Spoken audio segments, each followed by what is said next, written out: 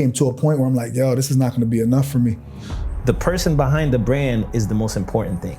That changed the trajectory of my life, bro. Like, I couldn't get in no schools. I moved back to Jersey with my dad for a little bit. The only outlet I had was I always loved music and then basketball. I got into social work, you know what I mean? And I started learning more about it in college. I was like, oh yeah, this is definitely for me. It fits my personality, it fits my life skills. Cause I've always been a helper, always been for other people, you know what I mean? I always tell kids, like, the wrong thing is the easy thing.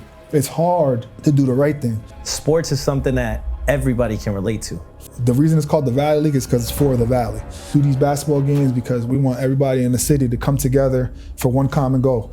And that's to watch people you loved at one point, or people that you see on YouTube, or people that you see in the NBA, you know, people that you know about. They're coming right to your backyard and they're gonna play in front of you, and you get to feel them. You're this close, you talk to them. I'm just happy that I could be one of the people that bring that forward, you know what I mean?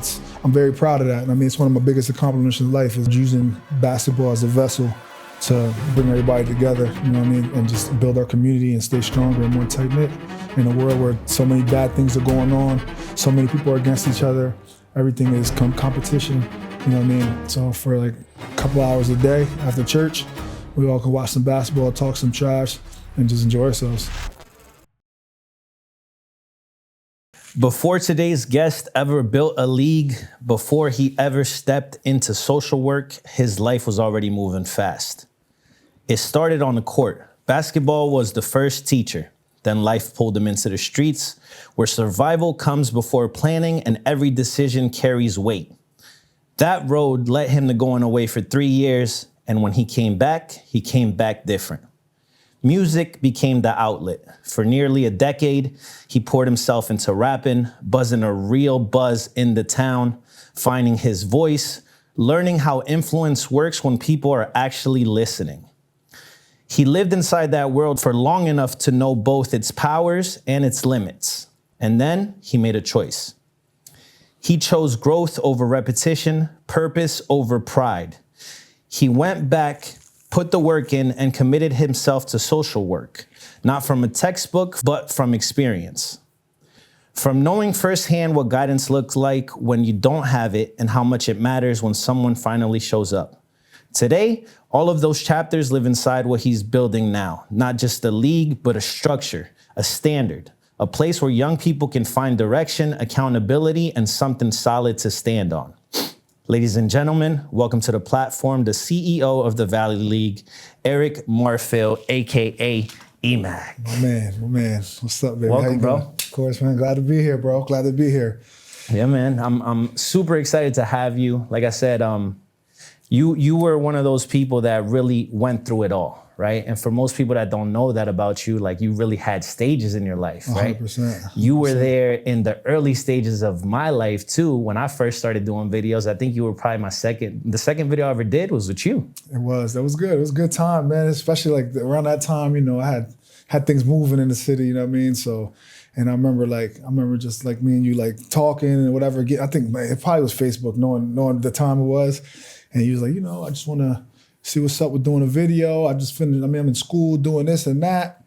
And I was like, you know what, fuck it, let's rock. Yeah. And then, you know what I mean, we got some stuff done. And I knew he was going to be, that's how I knew he was going to be good, because I did videos with so many people and stuff like that. But when you pulled up, he's like, yeah, I have this, I'm gonna send you this treatment plan. I'm like, what the fuck is a treatment plan? So, you know, now knowing a little more, like being more old, I'm like, oh, see, that's how I already knew he was gonna be on a good path and do things a certain way, and like, you know, have a certain like expectation and level that you do things at. So, and I see it carried on, you know what I mean? You're the same person, just more like expertise with it, you know what I mean? So I'm proud of you too, you know what I mean? So I'm happy to see you, I'm happy to be here, you know what I mean? Thank you, bro. Sure, bro. That means a lot. And I think I could say the same about you, because earlier on in my career, for me, it was tough to get videos. Facts. Just because I'm here trying to be like, hey, can I shoot a video for you with nothing to show for, right? So it's kind of like me inviting you to this, right? We're in the early stages of this podcast, and I reach out to you, you're like, yeah, let's do it. And you had that same energy 13 years ago,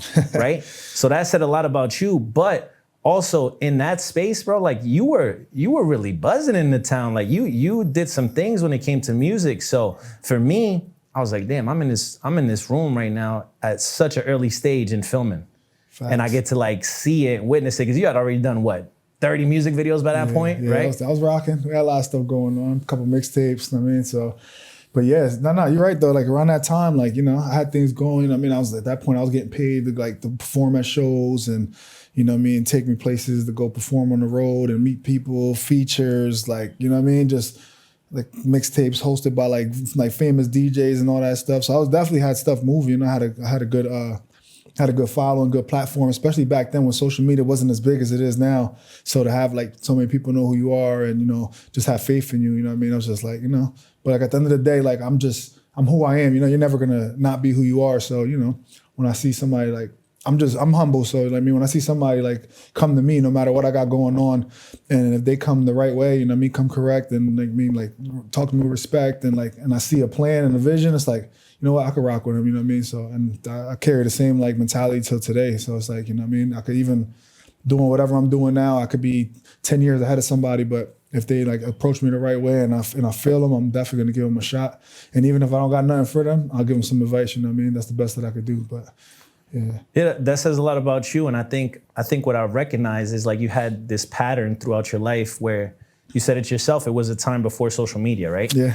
And a lot of people still knew you, right? But I feel like that was a pattern throughout your whole life, even when you were younger. Absolutely. Right? So take me back to them younger days of who Emac is in his, you know, when we spoke before, you said it was basketball for you. Basketball was the beginning for you, right? Yeah, for sure. So how does that develop in your life? So when I moved out here, I moved to Allentown right before right to start elementary school. From where? I'm from Paterson, New Jersey. Okay. So I was born in Paterson, St. Joe's.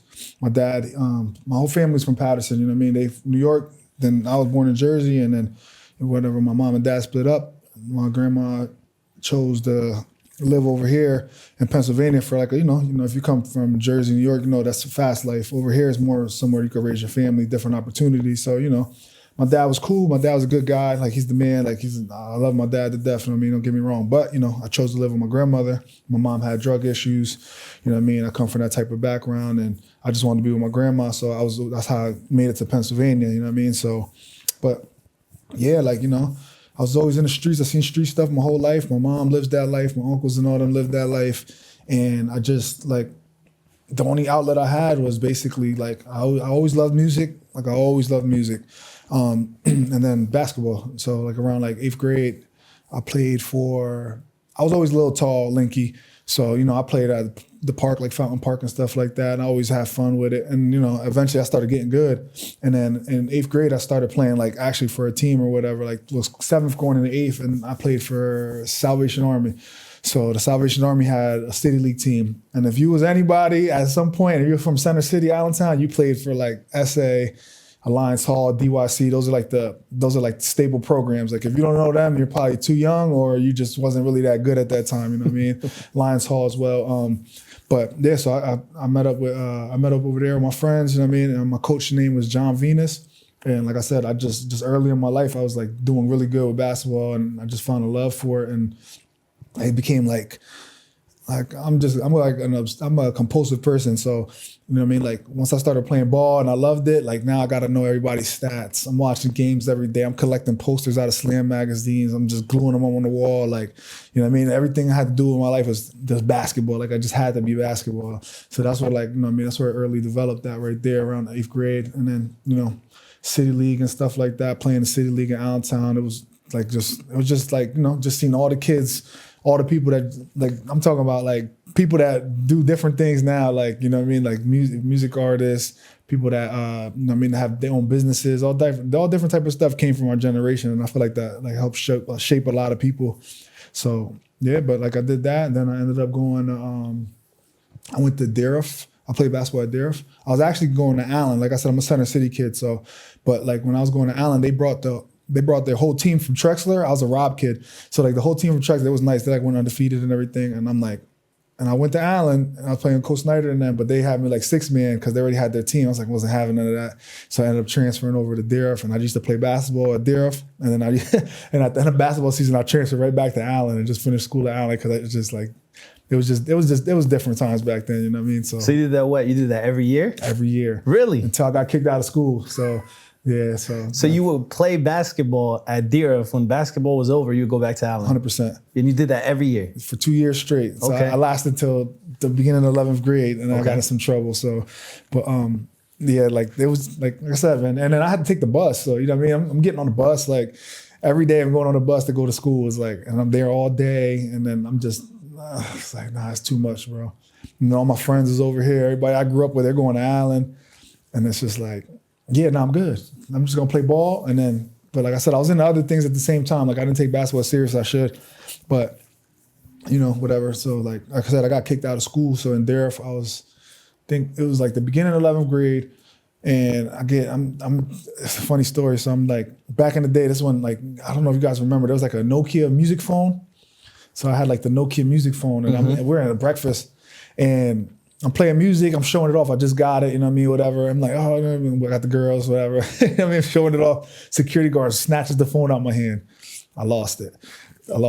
Like I said, man, I've come from a different life. Like I'm on the east side. The people on the east side, they're not like Center City people, like from the people that I've known over there. So I'm like, I was like, snatched the phone right back. He gripped me up, slammed the security guard, expelled at the whole school district. Ooh. Yeah, it was crazy, bro. I didn't know what to do. My grandma didn't know what to do. Like I said, it's my grandma raising me and my 3 brothers. You know what I mean? So, and I get expelled at that changed the trajectory of my life, bro. Like, so like I couldn't get in no schools. I moved back to Jersey with my dad for a little bit. I'm not rocking with my dad because by this time I'm already 16, turning 17 years old. I just go see my dad every summer. I go back to Jersey every summer, but like to go live with him full time, it's like. I was like, I don't like, you know what I mean? Like, not to disrespect them or anything, but it's like, I don't really have that type of respect for you. You know what I mean? I'm living with my grandma. I love my grandma. You know what I mean? I love this side of my family. Like, you just telling me stuff is going in one ear and out the other. You know what I'm saying? So yeah, at that point, you were deep into that relationship with your grandma already. Yeah, like a couple years in. Super. Like, my grandma's my mom. You know what I mean? So, man, I love my mom. Don't get me wrong, but like, you know, my grandmother was my mom. So, you know, everything I know, everything I am, everything like the way I am, the way I was raised is all from my grandmother's. You know, so, you know what I mean? So being there, so after getting expelled, like I didn't know what to do, you know what I mean? So like my dad told me, oh, go get your GED. That means start working. I'm like, in my head, I'm like, nah, I'm not doing that. Fuck that. I got bigger dreams. So he's just trying to set me up to be for work and, you know what I mean? Things like that. Like I'm older now, I understand. But back then I'm like, no, I'm not doing that. If I'm not gonna go to regular school, I'm not going. So yeah, that moment right there just like kind of started like a snowball into like the future life. And I was already like nurtured into like the street life, you know what I mean? So like where I lived at on 12th Street, I lived in a little alley, right? So I lived in a little alley, it's called Blink Street. I'm talking about it is just like, it's like, I ain't gonna lie, I think one house is this side and another house is like this side. It's that close. Dirty little alley. Drug dealers all over the place. I mean, the guy that lived at the end of my block, he was like one of the biggest drug dealers in the city. I'm talking about, I see him pull up in Hummers, Jaguars, anything you can think of, new Beamers, new Benz, and he lives right down the block. I see this every day, so I'm inspired, you know what I mean? So, you know, just doing little things, you know, running packs to kind of getting like, you know, me and my friends all doing the same thing, and it's just kind of like, that was all I wanted at some point, you know what I mean? So I'm literally going to school, doing this, moving a little weight, getting some money, being able to buy sneakers, look fresh because my mom didn't have much. Like it just like it shaped everything for me. So then when I got kicked out of school and I tried to live with my pops for a little bit, I was like, man, I'm not doing this. I went right back to Allentown. And then that's kind of like where things started getting real for me. Cause then, like I said, like once after you turn a certain age, like there's no more slaps on the wrist. So, you know what I mean? Like you're if I get in trouble, I'm in trouble for real. You know what I mean? So it's just been that, man. That's like my little upbringing. So, you know what I mean? And that's like, people don't really know that too much about me because like I said, like I did what I had to do. I had my time and, you know what I mean? I did a couple of things I'm not too proud of, you know what I mean? But I made it out. But it's like, now that I'm such a different person, people don't like, a lot of people that I was living that type of life with they're not around no more, you know what I mean? Or, you know what I mean, they're just gone or they just can't be seen no more. So it's just like, you know what I mean? It's like I said, I escaped a lot, you know what I mean? So, and that's what led me to doing music because I'm just like, I'm already outside, I'm doing this, I'm doing that. Let me talk about it a little bit. I mean, so like my whole mantra when I was doing music, I just made sure whatever I was doing, if I wasn't doing it, I wasn't gonna rap about it, you know what I mean? So And like that's why my cousin Rick, he's like my biggest fan, bro. He's like, oh, you're not better than me at rapping, but you're the best rapper I know because I know you really lived that shit you was talking about. I was like, yeah, I feel you, bro. Like, you know what I mean? He just be talking that shit, bro. I wish he was here. He would have been like, I swear to God, bro, I'll tell you that. Da, da, da. So, you know, but yeah, so like I said, like everything I did, like when I was doing the rap music and all that stuff, what's it called? Yeah, like after so I'll take you back a little bit. So like I got locked up. So I got caught with my first charge. I had a gun charge. So me and my man, we did some stuff, whatever. And I'm not gonna talk too much about it, but long story short, I go to jail. My friend's been in jail before. I'm young, I'm 18, I'm naive. I was like, give me the charge, I'll take the charge. I'm thinking of being a stand-up guy or whatever. And to this day, I don't even deal with these people no more. We're not cool no more. One of them I am, the rest of them I'm not. So it's just like going back, it's like, oh, what the fuck was I thinking? But you know, whatever. So whatever, I did some time. I kept going, I did a year. I came out of jail. I go right back a month later, parole violations, this and that. I can't stop smoking weed. Like I'm just a knucklehead. I'm thinking I run the world. So whatever, I do that 3 times. About the 3rd time, I don't have a baby. So after I have my son, I'm like, I just can't come back. I just can't come back no more. So, you know, so I came back after my son was born. I was like, all right, I'm not doing this no more. So I got to figure something else out. So that's when I started taking music really serious. So that's when I started rapping. I picked up a good buzz. Like I said, I had a little street cred, obviously. You know, I'm like one of the first people in it's not something to be proud of, but like out of my group, of my age group, I'm like one of the first people to go to jail, come out of jail. Like, so you kind of come back with a badge of honor, you know what I mean? So, and like, I know it's like, we're older now and it's like, it doesn't make sense. But back then it's like, oh, this nigga Emac, he's wild, da, da, da. Like, oh, he just went to jail, did 3 years, da, da, da. Yeah, so now for that world, it fits the image, right? It actually helps you elevate, which is crazy. 100%. But it does help you elevate. It does, bro. And it's crazy. Like now that I can think about it like as like a business or like you know, like how like record labels look at stuff like that. And I see why I got cachet. So, you know, it makes sense. And then I was good. So that made it even better. Like you think about it, I'm in jail all day. I ain't got nothing better to do. I used to turn it's like, so when you're locked up, they only got like the music choice channels on the TV. So I used to just play the music choice channels and like just rap over the beats on the TV in the cell. And then that's how I started getting better with my craft and like, you know, the wordplay and all that stuff. And then we used to always have like, during blockouts and stuff, like people used to be like, yo, Matt, get on the gate. Let me hear something. Da, da, da, da. So that's kind of like where I build my confidence. So, you know what I mean? I'm in there with people going upstate for life and just doing different things. You know what I mean? They're like, some people got small charges, some people got big charges, but everybody's feeling me. So I was like, you know what? When I get out of here, I'm just gonna lock in. And it was a great time. I mean, like it was a great time. So when you come out, you pretty much were preparing yourself while you were in jail with your rapping, getting better, gaining that confidence. So when you came out, you had that confidence. 100%. You was like, I'm ready to do this. 100%. For someone that's just starting, right? Yeah. How did you start? What'd you do? What did you pay attention to? Did you worry about how your quality sounded? Did you worry about who to shoot with? Like what was your plan coming out and how were you able to achieve that? So first, like I had to, like if I'm giving that advice to somebody new, work on your craft. Like you're not gonna be nice when you first go to the studio. You think you're nice. We all think we're good at something when we first started, right? Because you like, you know, say you shoot a video, like, oh, this looks amazing. But if you go back on your old work, you're like, this was terrible. But you know, at the same time, like you don't be too confident. Like when it comes to music, like you go in there, just know that you're gonna think it sounds great, but like the more you do it, the more you perfect your craft, the more and more you go, you're gonna get it's just gonna be effortless and smooth, and you're gonna pick up different things and different cadences. And you know what I mean? Like, cause you could be like a great writer, but it don't mean you're gonna deliver it well in a track or in a studio, you know what I mean? You might not have that bop. Like, say like, all right, so Max B just came out of jail, right? I love Max, huge Max B fan. So he came out of jail and you hear the music, it's like a little off. You know what I mean? But he's been gone for 19 years, you know what I mean? So you don't, that skill's not there no more, even though you're still saying the things that sound cool or whatever. Like if you hear like you hear him and French on the song, French carrying everything, it's smooth. It's like, you know what I mean? You're doing your thing because he never stopped. So it's the same thing when you're starting out. You just got to keep going, make these songs. It might not be the best songs, but you keep going and working on your craft and you just get better and better and it becomes nothing after that. And then people start feeling you. And then after that, the quality was always like a big thing for me. So like. And why is that? quality is everything. You can't make something that people are not gonna like can't bear to listen to, or it sounds scratchy or stuff like that. You know what I mean? So like me and the people that I was dealing with, I was dealing with like we had Real Right Entertainment. So like Bucks, Breeze, Dante, all them, PC we had a nice crazy run in the town. So I'll get back to that later. But one thing we all did, we all got a couple dollars. So, we all invested. We got Pro Tools. Might have been some of the first people in the hood with Pro Tools. So like that was like a game changer. Like, like just having something like that type of software, like that you can cut up and do things the right way, not recording on a computer microphone, thinking you're nice. Like does that already put you from here to here? So now you're ahead of the race, and everything else just becomes like a cakewalk from there. You know what I mean? Just about how much time you put in, dedication to it. You know what I mean? And then not caring about what people think. I mean, like one thing about me when I was younger, like I've always cared too much about what other people think about me. It's just always been the way I am, you know what I mean? I think it's because growing up the way I grew up, growing up poor, not having nice things, you know what I mean? I feel like people were always judging me.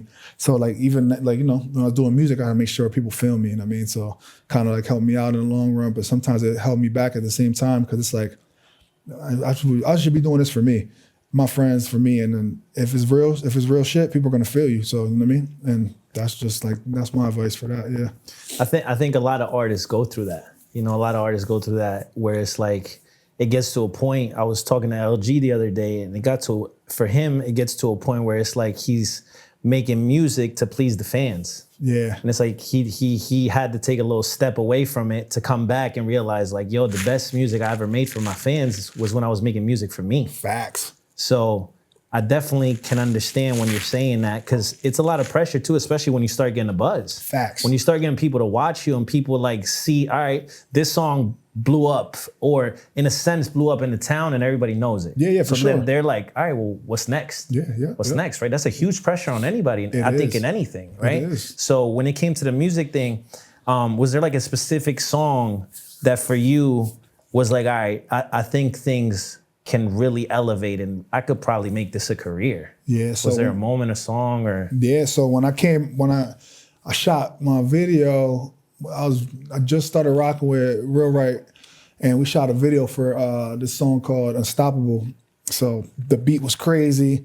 It was one like, so back in the day, like I don't know, like I said, I don't know how the music thing is now, but back in the day we used to like steal beats off SoundCloud all the time, and like whatever, you get all the beats from there and stuff like that. So I had this one guy, his name was like Triad. I took the beat, I did my song on it. He rocked with it so hard, he just let me have the beat for free. So it was really mine. So what I mean? So it was like, he was like, yo, this is fire. Da, da, da. So I shot that video, had like, and this is where my love for basketball always comes back. Like I always rock with basketball people. So I had my man T in the video, Terrence. He was like the main guy at Allen for a long time with the UAB. Well, a really good friend of mine. So I had him in the video. Like before we started the video, I threw him a oop, dunked the ball, beat drops, the beat's crazy. Everybody's like, oh, this is nuts. Now you got people like my man Muhammad and them, they was playing at Central Catholic at the time, and Jalen Cannon and them, they was playing at, there was Allen guys, and like my friend D Hill from Bethlehem, they had it at Liberty. They was all rocking that song. They was like, before the game started, they had it in the locker room playing. That's how I met a lot of these people. Like I knew Jalen for a while already, and Muhammad and them, they grew up on my block, but like other people like D Hill and all them, there's like, yo, I like your music, bro, da da da. And this guy's about to go to Nova to go play D1 basketball. I'm like, oh, that's what's up. I'm doing my thing right now. So I used that and I just took off with that one. So that was the one that kind of set me on fire, and everybody just knew the song.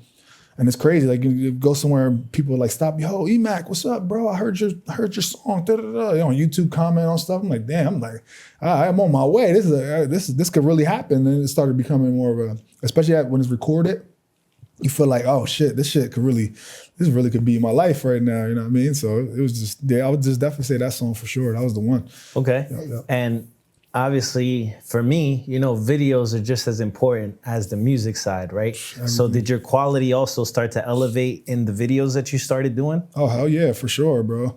Because like I said, as I got bigger and better and was doing more things, and like the music got better, everything had to match. So, you know what I mean? Like we went from house studio to renting out an apartment, building a studio in the apartment, or going to different places to record. So boom, now our production's getting better. So the videos got to match too. I remember we went from a time where it was like 720p, and then people finally started getting I think it was 1080p at that time, like full HD videos, like high definition. And it's like, oh, we need those videos. So then we started moving from doing those little like hood videos to getting like a real video where it looks like you put it on YouTube, it looked like MTV at that point, you know. And this is when it's first starting out. Like obviously more people have access to it now where everything looks decent. So yeah, so we had to do that. So we started getting those type of videos in, and it's like the quality can never go. We can never get worse. You know what I mean? It got to just keep getting better and better, and that's when we meet new people. You know what I mean? So we go from recording it ourselves or whatever, or having somebody on the block doing it to, you know, people like you, like Jack Nine Films, I remember like Tim Foster, like Sticky, like him starting out. Now he's like a whole different level with it now. Like everybody's just getting better. It's just like you see everybody growing. So it's just good that people just keep growing and just keep going with that. So because if the quality don't get better, people just think you're gonna be stuck in the same spot. You know what I mean? So did you ever get to like record labels, have meetings with people, do bigger features? Like I know, like I'm saying that most people don't know this, and I hope they look this up. Yeah, like, yeah. You really were buzzing. I was. So I want to know how that point of your career, where it's like, all right, maybe we could make a move, and then what happens from that? Yeah, so I had a couple sit downs with a couple people. So at one point I was rocking with Slip and Slide Records back in the time. So they sent me a A&R deal, but I just didn't sign nothing. I kept going back and forth to jail. So, you know what I mean? So whatever, I was doing that. And then, so I had the meetings with them. I was like, it didn't go through like I wanted to. I was still stuck outside, and I was more worried about other things. And then I was rocking with, so I'm real good friends with my man Loaded Lux. He's like the big battle rapper, like one of the best battle rappers. So I was rocking with them. So I was in New York a lot. So I had, he used to plug me in with all the studio people over there.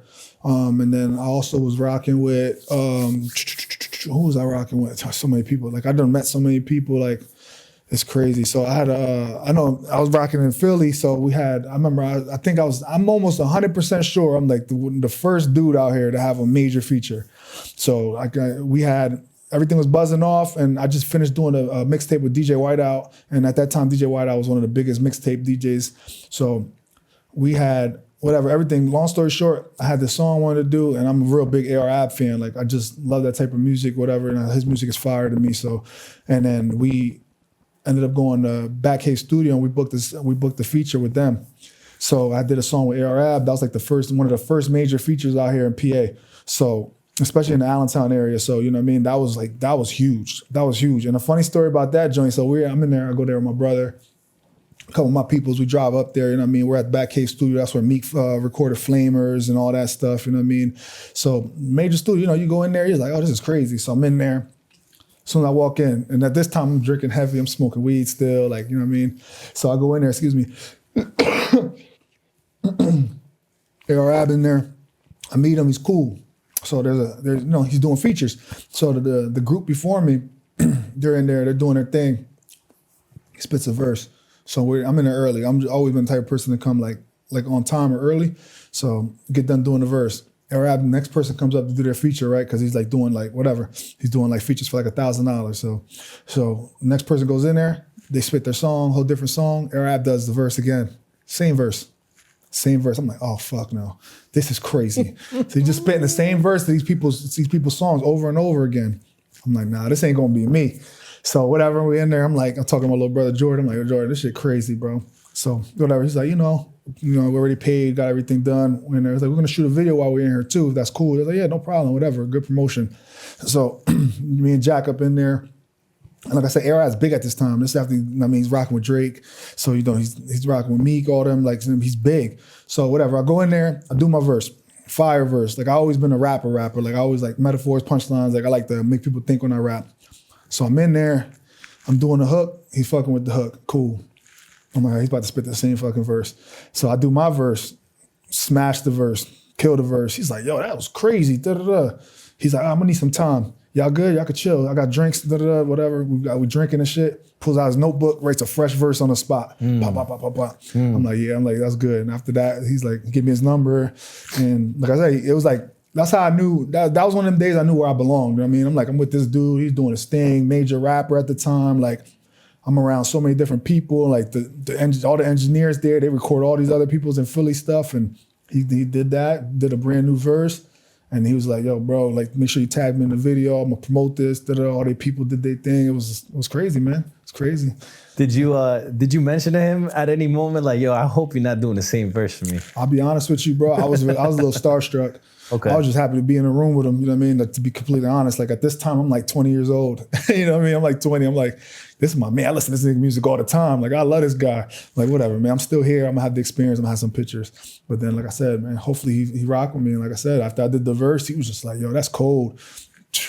Pulled it out. You can even see in the video, like it's still on YouTube and stuff. You see the video, you see him in the notebook. What's the song called? 25-8. 25-8. Yeah, produced by Lambo Live, my man Lambo. So that was the day I knew I belonged and I knew I could do whatever. So you know what I mean? So it was just a good moment. All right. So being at that peak of a music career, right? And seeing the respect that other music artists that you respect give it right back to you, right? How do you transition from the music where everything's going up and it seems like it's gonna keep going higher and higher, right? How do you transition your life from that and then eventually you get into social work? Yeah. Right? What happened in your life? So at some point in my life, I was like, my kids are growing, you know, they're starting to go to school. I mean, they're not little babies no more. I got real responsibilities. You know what I mean? I got to pay for this. I got to pay for that. I'm on child support my whole damn life. Like, it's just crazy stuff. You know what I mean? Not crazy, but just normal stuff. But so like, whatever. Like, I'm doing music and stuff like that. But at some point, when life takes over and like I'm dealing with real life issues, like, you know, dealing with girl problems, my kids, you know, stuff like that. It's like the music became like not as important to me. Money was. And then, like I said, I did some time, you know what I mean? So I'm blessed enough to not have to do like 5, 10, 15 years, but I still did real time where I missed time with my family, you know what I mean? And I missed time on the streets. So like I said, so by that point, I'm just like, all right, I got to figure something out. So I started working, you know, I did little jobs, but I was still hustling at the time, you know what I mean? So I'm working little jobs. Like I used to work at New York Urban for a long time, the archive. So I worked there for a minute. So I'm doing that. I'm doing my thing on the side because I gotta still pay for certain things. Videos ain't cheap. Studio time ain't cheap. All that stuff. So I'm doing all that and I'm used to doing it. So eventually when I started slowing the music down and stuff like that, I'm like, all right, cool, now I gotta fund my life. But it came to a point where I'm like, yo, this is not gonna be enough for me. I don't know what I can do to better myself. I already got a record. I got felonies. You know what I mean? I've been in jail a couple of times. I'm already known on the streets for doing this and that. You know what I mean? What can I do?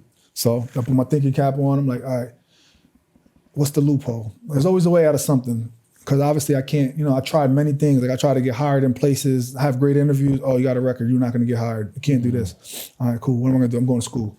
So I'm gonna try school out, right? I tried school. So I'm 24, 25 at this time, and I'm going back to college. So I'm at LHRC. I'm like, I don't know if I could do this, you know what I mean? I've been out of school for 10 years. Something like that. I ain't touch a book. I ain't read 10 years. So when I was in jail, I actually got my GED. So I already had a jump start. So I was in there and I got my GED in jail. But so I'm like, all right, I got my GED. I can enroll in classes, do this and that. So I thought, like I said, I'm looking for a loophole. I'm like, okay, I can work with kids. And I never had nothing to do with my record has anything to do with kids or like, you know, like violence to kids or like, you know, sexual things or, you know, any of that weird shit. So I'm like, all right, cool. So I'm gonna go to school. I'm gonna pick a program that I can actually get a job from. So I got into social work, you know what I mean? And I started learning more about it in college. I was like, oh yeah, this is definitely for me. It fits my personality. It fits my life skills. Cause I've always been a helper, always been for other people, you know what I mean? It's like I've always been a very kind person. Like this is what my grandma raised me. So, you know, when you live in a house with like 15 people in it, you kind of learn like to care about everybody. It is what it is, you know what I mean? So, but like I said, this all comes back to basketball. So I'm like, I'm gonna go to school, but what's gonna keep me focused? I have a baby, I'm working, I'm still hustling a little bit. You know what I mean? Like I'm literally hustling my way through college. So I'm like, you know what? Let me see if I'm still playing ball, right? I go to LA Fitness all the time playing ball. So I'm like, all right, I'm gonna take a whole year, I'm gonna take it serious. I'm getting into shape. I'm like, I'm gonna go try for the basketball team when I get over there. Long shot, old head. So whatever, long story short, I make the basketball team. I end up being the captain of the team, me and my man Dot. And then my other man, Pablo, like the main 3 guys on the team. And then, so I'm in college. playing basketball, I'm working, and I got a family. I got mad shit going on. So I'm just juggling so many things, but it's like everything is for the end goal. I got to be productive. So basketball keeps me focused on my grades. If my grades ain't right, I can't play basketball. And I really love hooping. So, you know what I mean? So the basketball is keeping my grades up. Now I'm doing good in school. I'm doing good in college. I'm like 3.5 GPA. I'm All-American. I'm All-American for scholastics in college. I'm playing. We take that. The team hasn't been good in years, so we take that team from like not good teams. So we beat all the good teams. We made it to the playoffs for the first time in so many years. I ended up leading the whole NCAA in assist.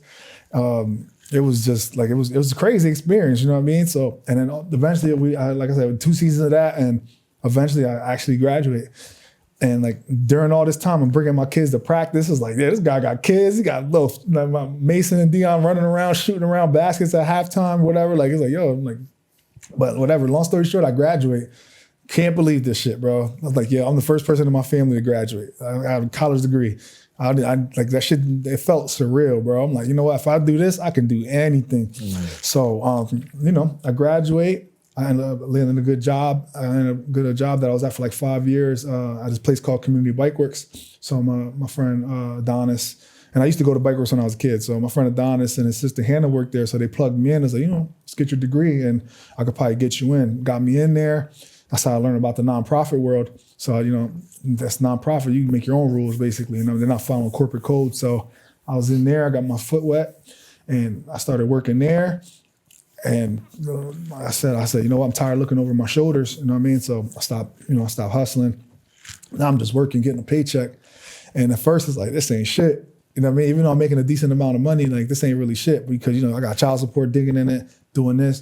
But as the time goes forward, I'm seeing like, all right, bills is paid. I still got money left over. Security comes in. Now I'm getting credit cards. Now I'm getting loans. Now they're offering me stuff like that. I could buy a crib. I done bought a house. And it's all because I was working and I kept working and doing the right things. So, you know, they say the definition of insanity is doing the wrong thing over and over, expecting it to be better, right? So while we're all in the streets, I'm doing the streets, living the street life, doing that, thinking it's cool because it's easy. Doing the bad thing is easy. This is like I said, like my other job was a mentor to kids. So I always tell kids like the wrong thing is the easy thing. It's hard to do the right thing. It's hard to get up and go to work every morning. It's hard to chase your dreams. You know what I mean? It's not going to be easy. It's very easy for me to go get a gun and stick somebody up and take what I want. That doesn't take much. You know what I mean? Maybe a little courage, but it doesn't really take much. It's easy for me to do the wrong thing and just to be able to sleep in all day, get up when I feel like it, answer my phone and go serve some people. But it's hard for me to get up at 8 o'clock every morning to get ready for work at 9 and consistently stack and be happy with what I have to lead to better things. But eventually I seen that, you know, every little stepping stone, it led me to something bigger and better. Like now I have things that I've never had. You know what I mean? So all the stuff that I used to rap about and I wanted, nice cars, jewelry, this and that, you know what I mean? I was like, cool, I'm getting it. But you know what I mean? But I'm risking my life for it. Now I'm working and I have more than I ever had. Now I got almost 800 credit score. Now I own a home. Now I own 3 cars. Now I drive the cars that the rappers talk about. It's paid off. I don't owe nobody nothing, but all because I did the right things and I made the right choices, which were hard at the time, seemed boring at the time, seemed lame at the time, because I'm so used to growing up with this fantasy that I could get it fast. And it's like, that just led me astray. But now it's just like I'm doing things the right way. It's like, wow, I'm just achieving so much more. Now I'm respected in different places. I'm in different spaces. I'm meeting with different people. Like, I'm meeting with the mayor of Allentown. I'm meeting with board directors. I'm meeting with people that like own businesses. Like none of this would ever happen if I stood like just doing the same thing as before and never tried to bet on myself. You know what I mean? So, and it's just like, it just shows the testament of doing the right thing over and over and letting the little goals add up to the big goals. And it really, really works. So that's something I preach to everybody.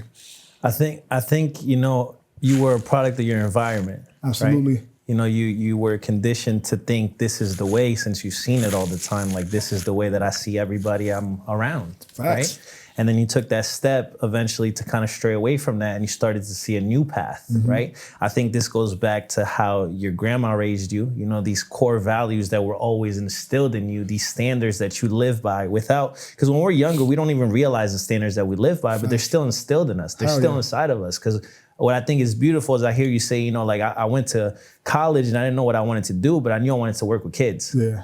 that says a lot about you. That says that you have a contributive type of personality. You want to contribute. You want to be able to make a difference in somebody. You want to be able to change somebody or help in whatever's going on. And I think that was, you said it yourself, no matter what stage of your life you were in, you always carried that. Yeah. Right. So it's cool for you to get into a job where it's like, wow, like I could get paid to do this. Right. Facts. And then that opens up a door. Then that door opens up so many other doors. Just like you said, you got the cars that you used to rap about, Facts. right? Literally. You don't owe nobody nothing, but now you're literally going to work and changing people's lives, right? Facts. And I think that carries on to you starting this league. I think those standards and values that you had when you were young playing has carried you all the way to here, where you're now going into your 8th season of the Valley League. And, I think it's something that you're doing that's remarkable out here, because I got the chance to work with different basketball leagues around here. And I've noticed that you carry yourself differently than all the other leagues I've been a part of, right? And it's again, it goes back to those values, those standards. But the greatest thing I think I see with you is every year, it goes up a little bit more. And you said it yourself, you take those little steps to get to those bigger goals, and eventually you can reach those bigger goals. Absolutely. So for those that aren't familiar with the Valley League, can you explain to me what that is and also how that came to actually be? Got you. So like I said, like I've been talking all day, like I love basketball. It's always been part of my life. A lot of my friends played, they inspired me. Cool. When I'm in college, I'm playing ball, but I had a project and it was like, what would be your business plan? And I've always said that I wanted to, I love going to Dykeman. I love going to Danny Rumpf Classic. I've been to the Goodman League. I've been to so many different places, right? So, and I love going there, especially Dykeman. That vibe is crazy. So I like that feel. Like even out here, we have the Black Heritage Tournament, same type of feel. So, but to see people all together, happy, I'm like, damn, this is what life's about. Life's about being happy and fulfilled and bringing people together. I'm all about good vibes, bringing people together. So I'm like, what can I do? So my project, I was like, I'll start a basketball league. Long story short, manifested into a real league. So something I talked about, I did a little project. I met my partner back in the day. We started in 2019. And I was like, you know what? Let's come up with a league. I want to have full uniforms. I want to have like a EuroLeague style, because if you see EuroLeague jerseys, they all have the branding all over them of the big sponsors. The NBA does it now, but before the NBA used to just be the NBA logo. But so I'm like, I want all that. I want to have all the players come back that used to play for the high schools out here. So to give that nostalgic feel, I want to get all the talent together. So when I did it, like I said, we live in a crazy, not crazy, but it's like this everywhere, you know what I mean? But I speak for where I'm from, the Lehigh Valley in general. It's like a dog eat dog. People don't really like to see people get on top. So when I was putting the league together, I was like, all right, I'm gonna make the page, I'm gonna make the Instagram page, I'm gonna make the Facebook page, I'm gonna start promoting it. I know guys that will put some teams in. I'm gonna talk to them personally, but everything else I'm being anonymous. I don't want nobody to know it's me. I don't want nobody to know I'm doing it. I don't want nobody to hate on my dream before it even gets there. People will shit on you before you before you even step up. So I'm made it my core instinct to just listen to myself and say, just don't let nobody know. So I did everything on the wraps. We got our 10 teams together. Had some players coming out, people that they never seen play, the D Hills, the Jalen's, the Terrences. You know what I mean? They was coming to play. They're like, we're going to play. This is fun. It's going to be good. We're going to have some bump. And like I said, I have personal relationships with all these people. That's what helped me kind of build the league, that I've been solid with everybody that I've ever met. And, whether it's playing basketball or just other things, helping people out, you know what I mean? They're like, I got you. You're going to come play. So the first year, by the time everybody got there, and it was at the Eastside Youth Center, we started out, I charged $5 to get into the games. Kids for free always. Senior citizens is always free. It's by the first game. By the time the third game came, and we had a marquee matchup, and people just let's go see what this is about. It was a crazy moment. It was just a viral video came out. Somebody threw it off the backboard, dunked. This is happening right there on the Eastside Youth Center. We're gonna have to go to that. And it's just been growing. It's been growing. But then we started off, it was 8-game season, a long time. So 8 games, playoffs, it was too long. So by the time we next year we amended it, we ended up doing 4 games, which is better, and then we'll have like a tournament. Because what happened was the year after, remember COVID hit. So when COVID hit, this is when we get up. This is when we turn up. So COVID hits, there ain't nothing going on. So my people, we're already 2 years in. My people at the league, at the Eastside Youth Center, I hope they don't get in trouble for this, but whatever, it's too late now. It happened, it's on video anyway. So they're like, yo, listen, the league, like is the COVID starting like nearing the end, but it's still like, it's still a thing. I'm like, yo, we got to run this tournament. So we had a 1-day single elimination tournament. And I'm talking about everybody came. Like it was so crazy. We was charging like 30 at the door because it was 2 packs. So the people at the door was like, look, you want to come in, you have to pay. And I'm telling you, like I had one of the largest collections of talent out there in one place. Like on the same court I'm talking about, I got Darren Hilliard, I got Jalen Cannon, I got Keyshawn Kelman, I got Carlos Pepin, I got Muhammad Rahman. I mean, these are all like legends in their school. There's more people there. Like it's so many, I can't even like Sam Iorio, man at Parkland, like so many people. And it's crazy in there. The tournament's crazy, like it's live. I'm talking about wall to wall. Packed. Like you just had to be there, bro. You just had to be there. And then like the newspaper came out and everything, like all during COVID. And it helped us out because there was nothing going on, nowhere to go. So after that game and after that tournament, that's how we got the tournament for the playoffs together. But like after that moment, like it just went up. Everybody wanted to be around it. The news started getting it. People like players from like Jersey, New York, all around the area. They're like, oh, we're gonna have to go to this joint next year. And then we just been building ever since, and it just grew. And it's like a monster, you know what I mean? So, and I'm hoping we could do it for a long time because we're giving something to Lehigh Valley that they never had before, you know what I mean? People do like, excuse me, people have like, people do individual teams, but the Valley League the reason it's called the Valley League is because it's for the Valley, right? We know our city's a little slower, but we're the 3rd biggest city in Pennsylvania. Pennsylvania is a huge state. So, everything is for the Valley. Everything we do is for the Valley. Like nothing, you'll never hear me say I did this, I did that. I say we. So everything's community based. So, we do these basketball games because we want everybody in the city to come together for one common goal. And that's to watch people you loved at one point, or people that you see on YouTube, or people that you see in the NBA, people that you know about. They're coming right to your backyard and they're gonna play in front of you, and you get to feel them. You're this close. You talk to them. You touch them. You're talking shit. Like even if it's like just to talk trash to somebody. Like have a whole fan section on the bottom of the sidelines, just talking trash to one player. NBA guy come out or whatever. Oh, you're gonna get smoked. You're not doing nothing. And the players come out. They love that shit because it becomes real again. And now you get back to that. Now you get back to the essence of why you love basketball. Like, you know what I mean? I'm out here hooping. I'm showing what I could do. I don't have nothing to prove to nobody, but I love this energy from these people. And then no matter how much shit people talk on the side, end of the game, everybody daps up. Yo, you did your thing, you know what I mean? And people just love it. And I don't know, man. It's just a great thing, man. It's just a great thing, and everybody here for it, and they love it. And I'm just happy that I could be one of the people that bring that forward. You know what I mean? I'm very proud of that. And I mean, it's one of my biggest accomplishments in life. Is like I said, the world's about, like my motto in life is just leave the world a little better than you found it. So I mean, every day, like if I stop today, I know for the rest of my life that people will be talking about the Valley League and the impact it left, and how like the way we structured things fed other things and got other things started and other leagues started and just set the tone for so many things. So, it's proud to have that in my life, for sure.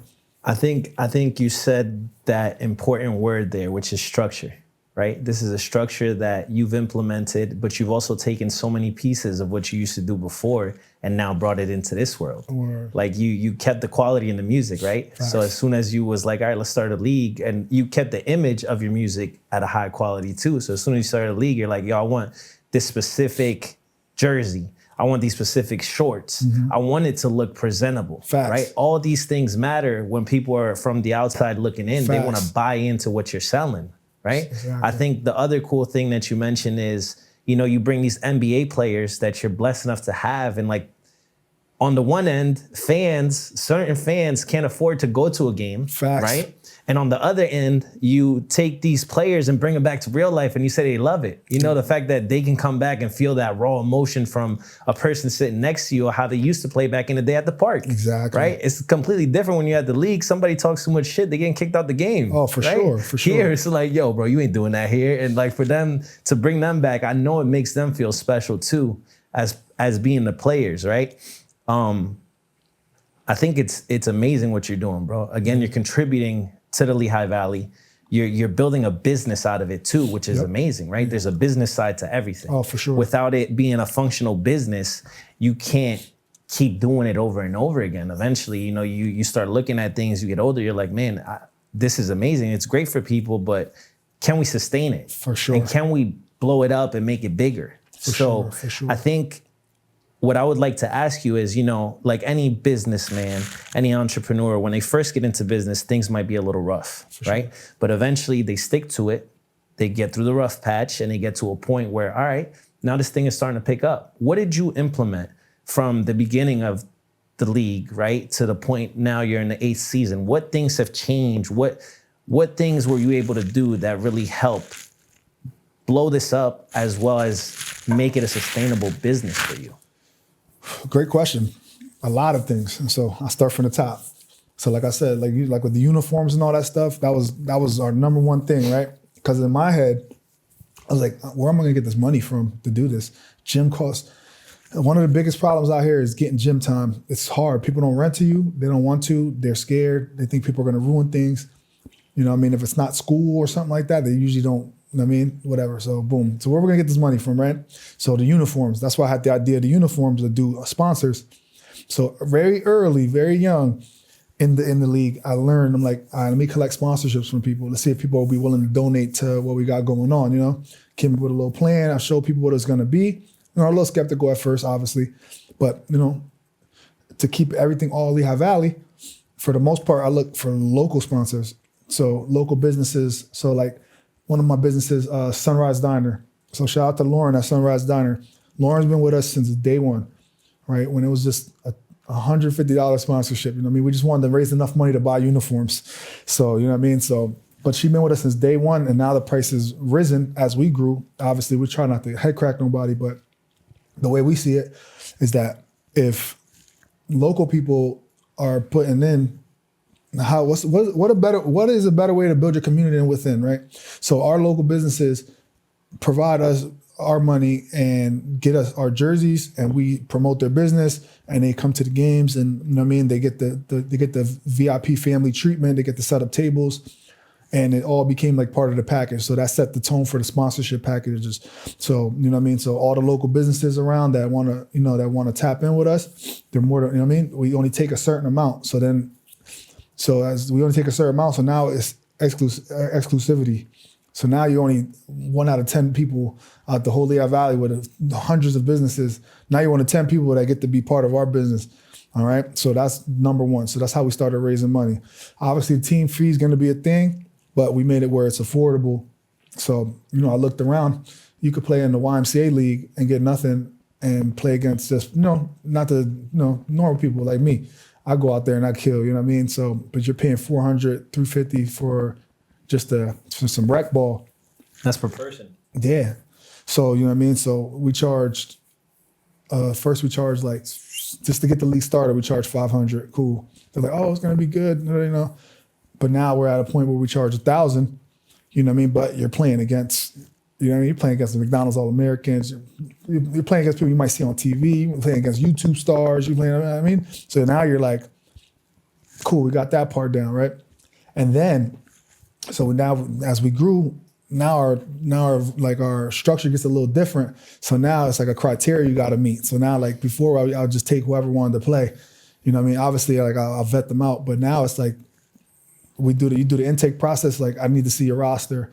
Where did they go to college at? Where they played? So now you have to be a certain type of quality player to play in the league, which people like because, like I said, when you're a hooper, you really want a good bump. Like, you're not gonna try. People travel from Philly, New York, Jersey. Like they take an hour and a half rides to come play a game on a Sunday.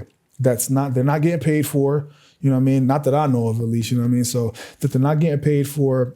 they're just coming out for the love of the game because they want to compete against other people, whether they be online talking trash to each other or saying stuff like that. So now we got that. So now it became from just anybody to this ain't for everybody. You know what I mean? That's one of our slogans at Valley. This isn't for everybody. All right. So we got that going on. And then we had to get with the digital times, you know, as far as money and stuff like that, like for the door fees and all that stuff. Then we had to upgrade the systems and everything, even like security. So now we have like a security person at the door wanding people down, just making sure everybody's safe. We never had any incident, knock on wood, but we never had any type of incident at our events. Everything's been smooth. Everything's been like, you know what I mean? Like I said, it's love. Everybody loves being there, and everybody treats it like this their baby, you know what I mean? And then, like I said, we always think about the end of the day financials. So what's another good way to get money? Merchandise, right? So now we're selling merchandise. Now we want everybody to have Valley gear.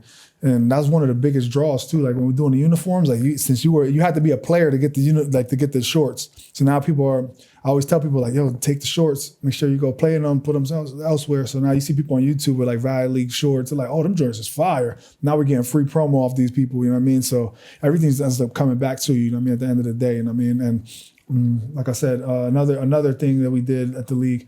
So like I said, we're creating this environment, this family structured, family fun, you know what I mean, community environment. So one of the things we did that was different than a lot of people did, we get a DJ to come DJ every night. So during the games, the DJ's playing, talking, playing sound effects, money ball, cha-ching. People just they into it, you know what I mean? Dunks, it's like that brought a whole nother feel. Like, you know, if you go to a basketball stadium, they always got things going on in the back, like all that type of stuff. So now we got it right in our little gym. And people love that. People love coming out for the music. People having a good time. They come in there with their, you know, like I said, you could bring outside whatever you want. Like, it doesn't matter.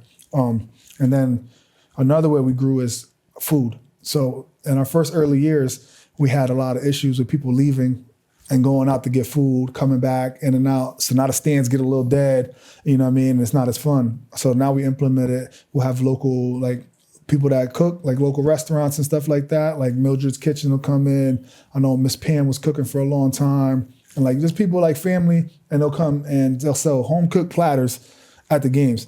So now, on top of just good basketball and seeing people that you know, now you're getting soul food and stuff at the games, like your mom made it. So now we just added a whole nother element of family into our structure, which is amazing because everything is about family, you know what I mean? So that was just like, and like I said, as you learn these things as you grow, like I don't want people leaving the games and stuff like that, you know what I mean? So that was like one of the biggest draws too. So sometimes people just come to eat. They'll come to eat and just be out, and that's fine with me. You know what I mean? It's cool with me. But so it's just so many things, bro. Like it's just been growing so much, and like it's like watching your son grow. I mean, it's like your baby's growing and just learning new things, and it's just amazing. And then, like I said, like another thing is just like creating an environment, right? So like, you know, last year like Vinar had a huge banner. Like this joint was bigger than like. It's like half a block, it feels like. So like, you know, you see them big banners, and it's like, oh, damn, that looks nice. So now the camera's showing it, and it's always something like, oh, what's that? Dude, that's the car dealership? Let me go check that out. And then that led to more sponsorship things, right? So then we learned how to put, like, shout out to Project Print, they're one of our sponsors, so they print out, like, backboards decals. So now the decals on the back, every single shot, any cameraman that's there, you're going to see wherever that business is on the backboard. So that way you could charge a little more, you know what I mean? And it's worth it because now you're getting nonstop branding. From something crazy happens, you're right there. Boom, project printed on the backboard. Like, oh, that's what's up. Free, not free promo, obviously, but you know, it's good promo. So there's just like, it's just so many things you learn as you go on and go on and go on. And it's just like, I can't wait to learn more and see what's next, you know what I mean? So, yeah.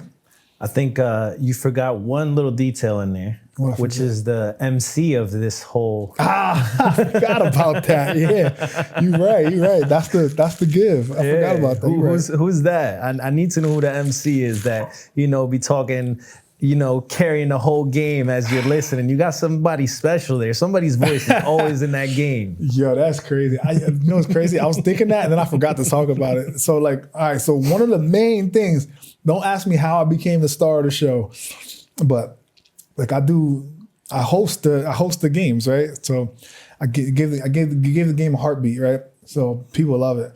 Like I go out there, I'm cracking jokes, I'm on the microphone, right? So obviously it's a natural feeling. Like I said, I performed at shows growing up, rapping and stuff like that. Like I've never been a stranger. I'm good at public speaking. I public speak now for my job. So at the games, you will catch me with the microphone running around the court, talking trash, hyping the game up, getting things spicy one-on-one, talking to the fans, making everybody feel involved. So that's the main reason for the microphone. And just whole emceeing the games, like you just want people to feel part of it. You know what I mean? Like I said, the Valley League is not mine. I'll say it 100 million times. The Valley League is not mine. I built it, but the Valley League is everybody's. The Valley League is for the Valley. It's for everybody. It's for the community. We wouldn't be nothing without the community, right? If people don't come to the games, we don't got shit. If the players don't give us our time just to come compete and show faces, we don't got nothing to give to the crowd. If the people that donate and sponsor us from the community don't support our business, we're not going to be able to run because it costs too much money. You know what I mean? And if we don't give back, then what are we really doing anything for? You know what I mean? So like I said, the Valley League is literally the name, the Valley League. This whole league is for everybody in the Valley and surrounding areas. And without the help of everybody, just chipping in little by little, even just being there is enough. Like it's just like now we have something that's ours that we look forward to every summer. Like the fact that this is 8 years is crazy to me. Like I would have just never thought, you know what I mean? Like 8 years and I done seen some crazy faces in there, like people I never thought I'd meet. So I'm just, like I said, man, I'm very proud and I'm just thankful and I'm grateful every day. And I'm thankful for all the people, all the photographers that come in, all the camera guys that come in, you know what I mean? They donate their time. They just come like, yeah, they're going to get some viral clips. It's going to be good for them. But at the end of the day, you spend 5 hours in the gym, you know what I mean, just to show love and just to make sure things are seen and presented the way they need to be presented, you know what I mean? And just show that there's something going on in the heart of the city. It's like, you know what I mean? What else can you ask for? You know what I mean? I'm very grateful, you know what I mean? It helped me meet a lot of people, put me in good positions, good doors, taught me business. And at the end of the day, it's like, it goes my core values and like my humanity, you know what I mean? Like helping others and just doing things for other people that doesn't involve me, but all using basketball as a vessel to bring everybody together, you know what I mean? And just build our community and stay stronger and more tight-knit in a world where so many bad things are going on, so many people are against each other, everything is competition, you know what I mean? So for like a couple hours a day after church, we all can watch some basketball, talk some trash, and just enjoy ourselves. What you're doing is special. It's special in the sense of you can bring people together that are from all walks of life. Sports is something that everybody can relate to. Facts. No matter what your ideals are, no matter what you believe in, no matter what you like, no matter the type of food you like, whatever car you like, it doesn't matter. There's a lot of people that like sports. Facts. So it's amazing for you to be able to reach so many people with basketball. It's amazing what you're putting together in these past 8 years. And I'm excited to see what happens with the next 8 years. Better yet, we'd love to ask this question and leave people with this lasting question, right? It is, where do you see your business and yourself in the next 10 years?